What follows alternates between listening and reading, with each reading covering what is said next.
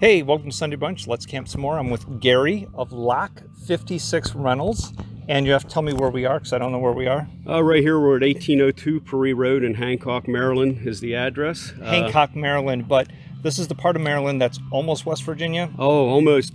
Just a little swim across the river, you're already into West Virginia. Yeah. And a little bit up the road here, up at Little Orleans, and that's mainly where we do all of our business is through Little Orleans Campground up there. Yeah. Which is where we're staying. Yeah, we are staying at Little Orleans Campground for 2 nights. Yes. And you'll see a lot about that because we're going to talk to the Little Orleans people about some of their cabinets and other things. Anyway, we're here because we just rode on a rail trail and canal trail, and we're going to walk down to a lock that was on the canal. The canal's no longer used, but it's called Lock 56, obviously, because it's at Lock 56 on the old canal. And so Gary's also going to tell us a little bit of history of the area and like how long his family's been here and stuff like that. So right. I'm going to hand you this because then you don't have to put it up next to your face. Alrighty. Just hold it near and then talk about the thing. So you started to first talk about this house right here on the left. Yeah, this house right here on the left, it was up and people were living in it probably 10-15 years ago here, and the canal, took it over. The lady that lived in this house, her name was Susan B. Anthony, but it wasn't the one that was on the dollar bill, but that was her name, was Susan B. Anthony. And now it's all left here is just the foundation. My dad's was 92 years old. He turned the property over to me and my sisters here 4 years ago. And that's when Lock 56 Rentals was started. We do canoes, kayaks, bicycles, tubes, whatever. We run clear from Old Town to Hancock, Maryland. But yes, this here... Is this... Okay, so here's the house. Yeah, this here was an old house right here. My dad stayed in that many nights. His great-grandmother owned that place. She lived in there. And right behind us, you can see the remnants of another old house. It's right in the woods right here. It was an old log cabin right in there. Okay. And that also, my dad stayed in that place also. That was one of his grandparents that lived in there. And then, so your father passed recently. How old was he? He was 92 years old. He passed away March 26th. He was a World War II veteran, fought in the Battle of the Bulge. So I have a co-worker. He's still alive. He is now 90. I think he's actually 97 now. His name Burgess, and that means retired. And he fought in the Battle of the Bulge. Yeah, wow. So every year on his birthday, he will tell us a story, but at no other time will he talk about it. And my dad never, ever once told me a story about him in the war. Yeah. I mean, never. He sat down with my daughter one day when my mother passed away, and my daughter moved in with him, and he sat at the table with her and just wept like a little baby. And my daughter said, I never saw Pap cry in his whole life. So, but this place here has a very lot of meaning to me, being that my dad grew up right here. I mean, that was his great-great-grandmother's right there. They ran the lock house here. He stayed in there. And the whole bottom part of that, clear down the river, was no trees whatsoever. There was, when he grew up as a baby, that was all farmland down in there. Okay. And they farmed all that down there. But so now, as far as the lock goes, we saw Lock 57 maintenance was being done by Park District. Is this your property or is this? This is the canal property also. Property. Yes, okay. This is the canal property. Yes, and people, park right here. This is where we get them out of the water and stuff. We can take a walk up and look at the canal. So the canal was used to, obviously, kind of like before the railroad. This is how everything was moved in the region. Correct. The donkeys pulled it up the canal there, the towpath they call it. And yes, everything was pulled right up along there. And when we get up here to my place, I don't know if you saw there where we had the truck parked, that's nothing but big piles of bamboo in there. And it grows there like crazy. Bamboo? Yes. Okay. Yeah, but this is one of the old locks. It swung open, the gates come down, this filled up with water, they left it out, and it takes you up to the other lock up there. And all the barges were powered by the path, obviously right over there, and it was donkeys that hold them? And they pulled them up the canal, yes. Yep. Was the canal one way or was it two way? That there, I'm not really sure. I'm not sure how that worked. I do believe it went both ways, though.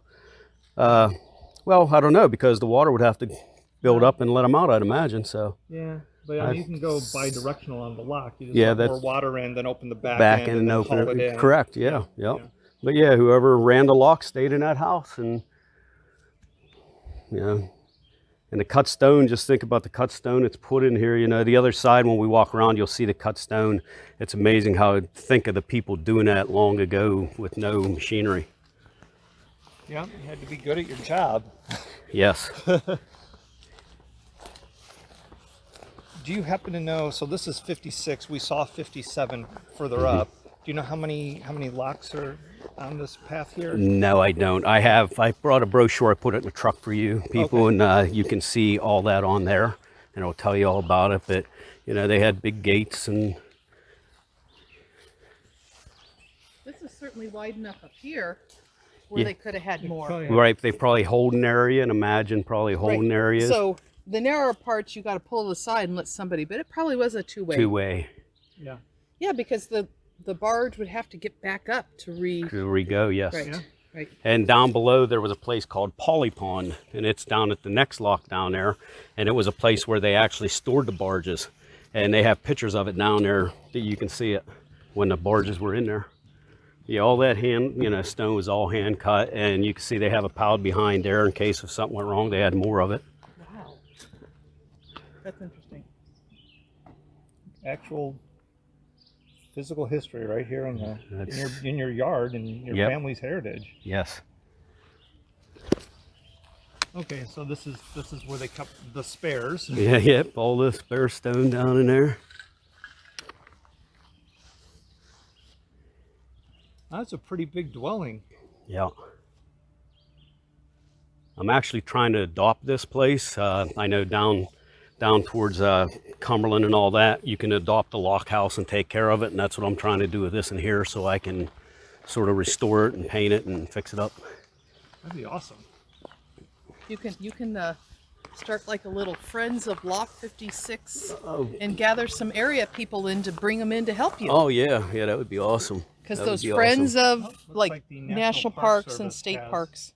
So the National Park Service, it appears, has an audio tour that you can dial into and get audio history. That's awesome. Oh, and also The QR code. looks like there's an app for that. Of course, there's an app for everything, Thing, right? yeah. So how far back does your family go living, like on this property here?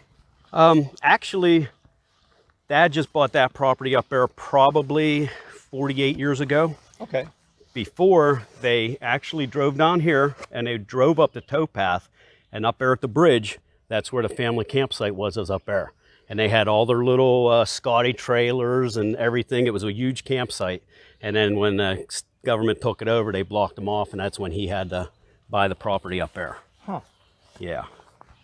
So I suppose the canal stopped being used and it just kind of sat there until the government decided to turn it into a heritage corridor. Right, I imagine that's how it happened. Yeah, that was, all I ever knew was that campground up there. Yeah. But there you got pictures of them up there many years ago in that spot. And then right here is where we get our boats out of here at Lock 56.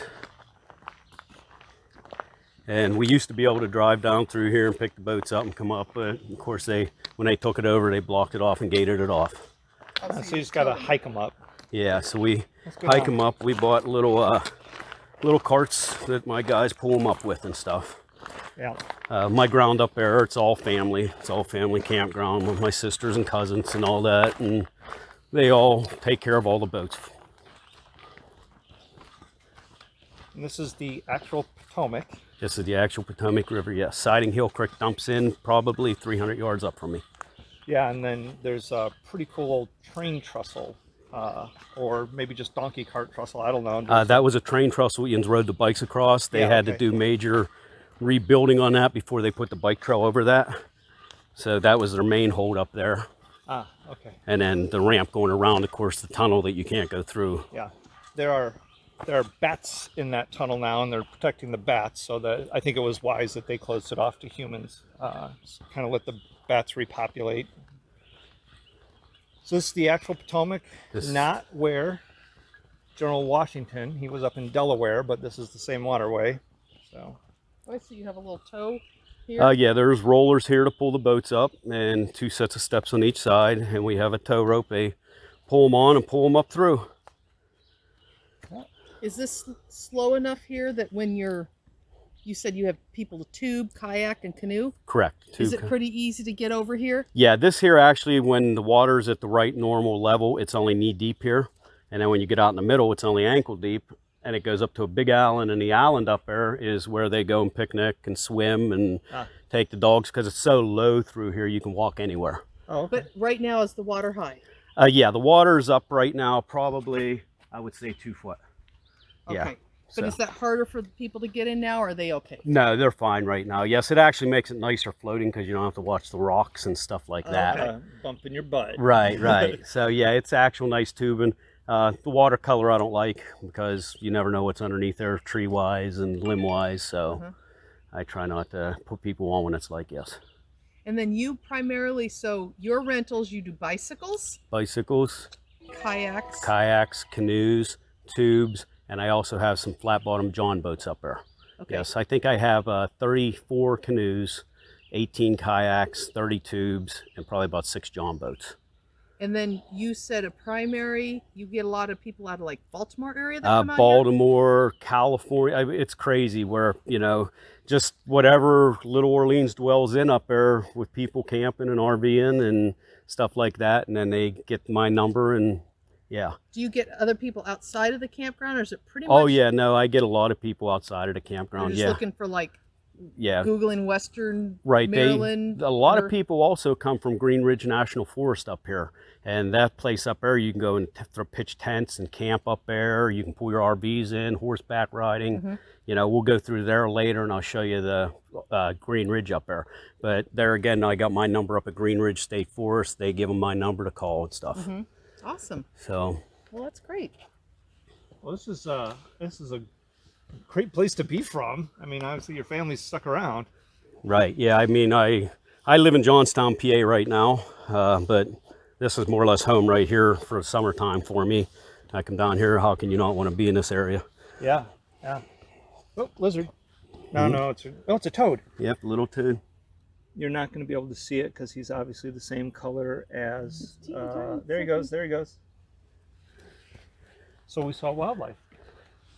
Yes, right. There's also a lot of rattlesnakes and copperheads around this area. All right, so we'll be getting back in the truck soon because a lot of viewers may or may not know I'm not a huge fan of venomous reptiles. So well, we'll probably have a race. Yeah. Okay. Great. All right. Well, Gary, thanks for showing us around, and the locks are super cool. And we will catch all of you next time on Let's Camp Some More.